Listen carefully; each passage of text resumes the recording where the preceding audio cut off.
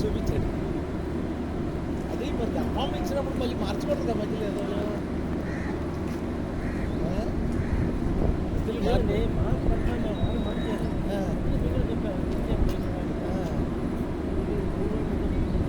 మీకు ఎంత చెప్పింది ఎట్లా తెలిసింది